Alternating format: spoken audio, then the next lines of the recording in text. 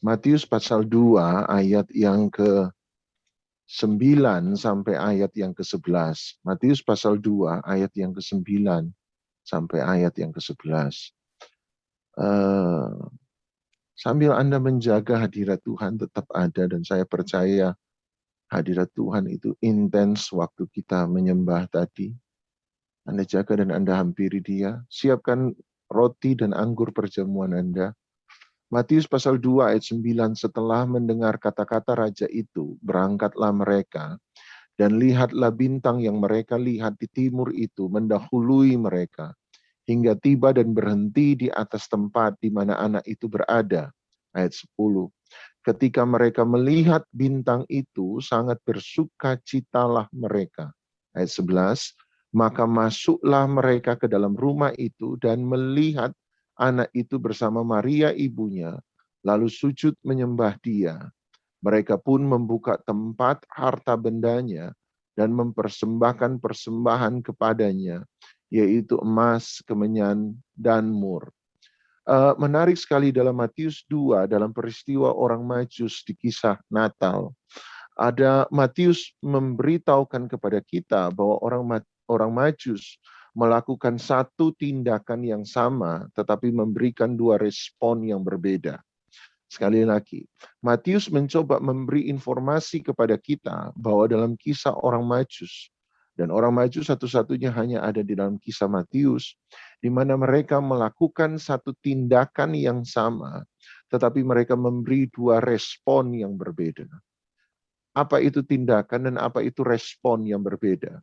Ayat 10 Alkitab berkata, Matius 2 ayat 10, mereka melihat bintang itu, lalu mereka bersukacita. Tapi ayat 11 mereka Alkitab berkata, maka masuklah mereka dan melihat anak itu beserta dengan ibunya Maria, lalu sujud menyembah. Menarik sekali, mereka melakukan satu tindakan yang sama, melihat, tetapi memberi dua respon yang berbeda.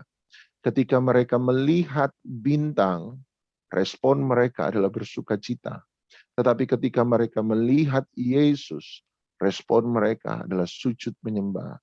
Sekali lagi, mereka melakukan satu tindakan yang sama, melihat pada dua objek yang berbeda dan memberikan dua respon yang berbeda.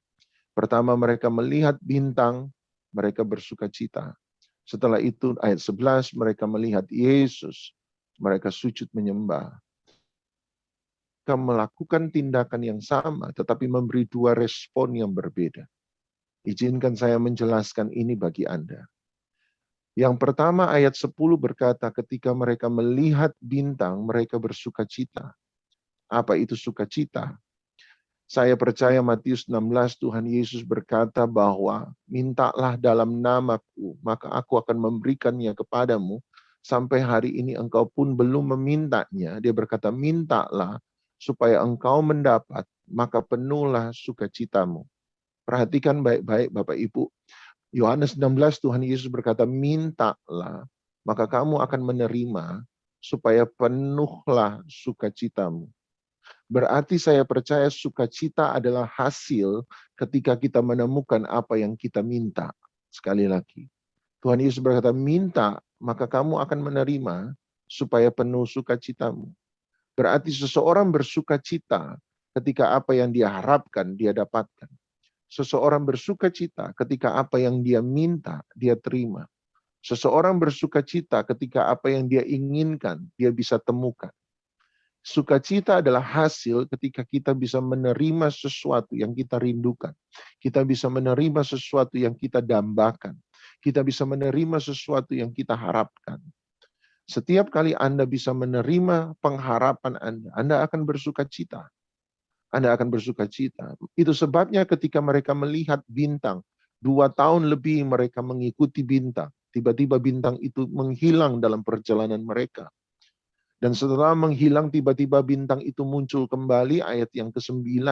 Dan ketika bintang itu muncul kembali, mereka tiba. Bintang itu menunjukkan tempat di mana mereka mencari sang raja yang baru lahir. Jadi ketika 2 tahun mereka berkelana demi menemukan raja yang baru lahir, 2 tahun mereka melakukan perjalanan demi mencari dia raja besar yang baru lahir. Dan kemudian mereka menemukan tempat di mana dia lahir. Mereka bersuka cita. Sebab mereka menemukan apa yang mereka cari. Mereka mendapatkan apa yang mereka dambakan. Mereka menerima apa yang mereka usahakan. Sukacita adalah hasil ketika kita menerima apa yang kita doakan. Sukacita adalah hasil ketika kita menerima apa yang kita inginkan. Tetapi ayat 11 berkata, tiba-tiba ketika mereka masuk rumah itu dan melihat Yesus berserta dengan Maria ibunya, mereka sujud menyembah. Sekali lagi, sukacita adalah menerima apa yang kita inginkan. Sukacita adalah menerima persis apa yang kita harapkan. Tetapi ayat 11 tiba-tiba ketika mereka sujud menyembah, ini yang saya percaya. Penyembahan adalah hasil dari perjumpaan dengan sesuatu yang lebih besar daripada apa yang kita dambakan. Sekali lagi, penyembahan adalah perjumpaan dengan satu pribadi yang lebih besar daripada apa yang kita bisa pikirkan. Kalau Anda menerima apa yang Anda dapatkan, Anda akan bersuka cita. Kalau Anda tidak menerima apa yang Anda dambakan, maka Anda akan kecewa.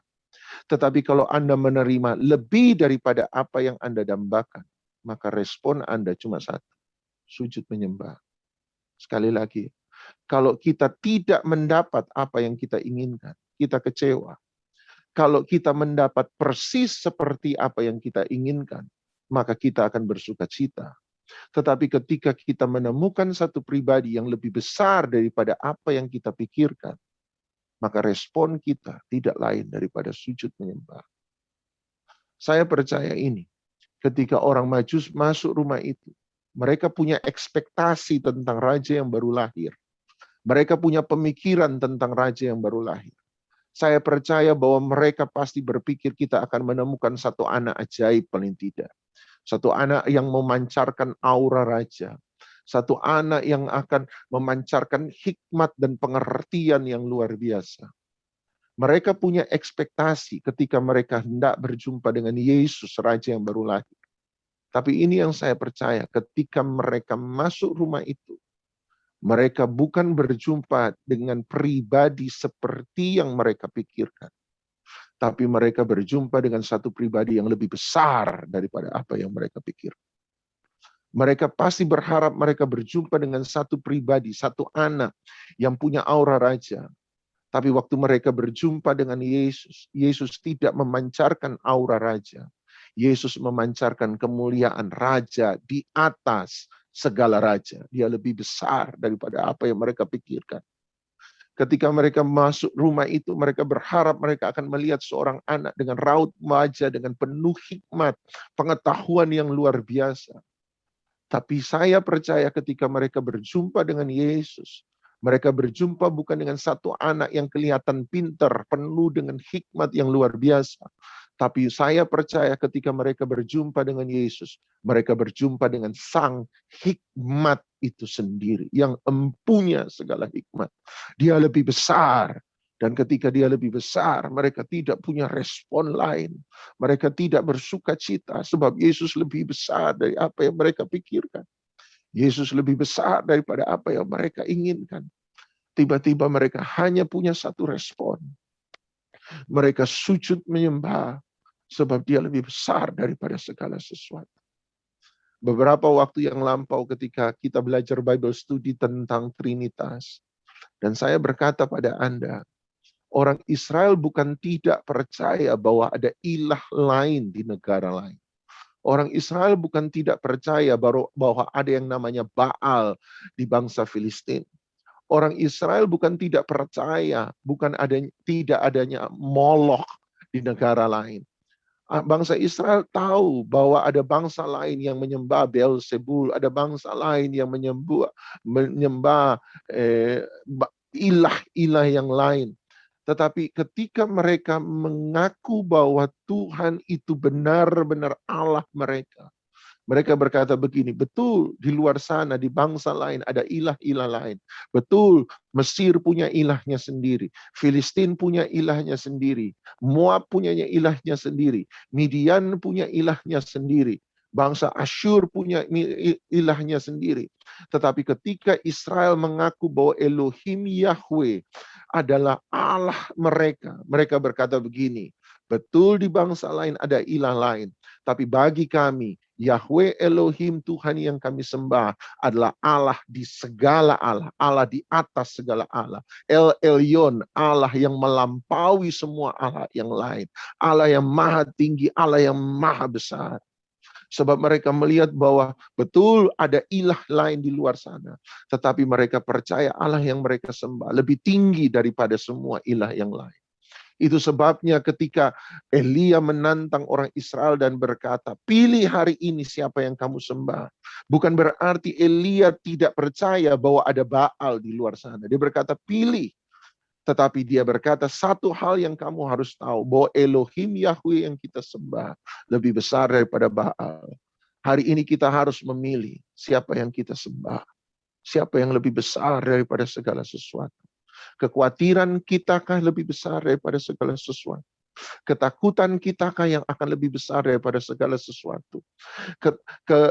Sakit penyakitkah kita yang akan lebih besar daripada segala sesuatu?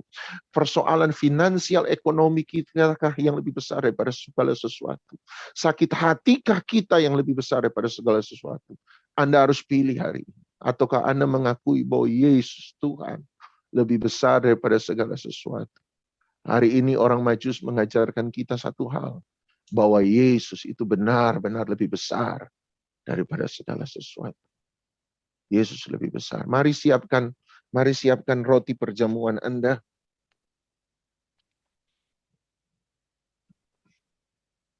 Sam, Lady.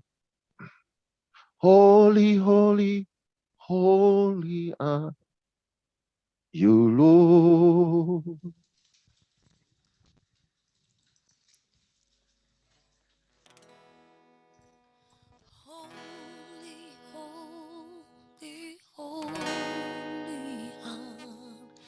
You, Lord,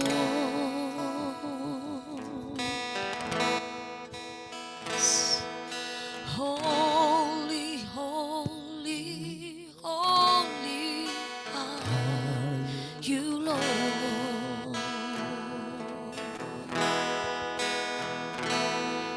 The elders and angels bow, the redeemed worship you now.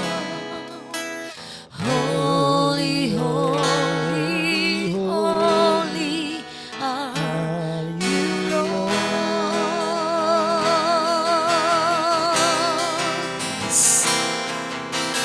Holy, holy, holy are you, Lord.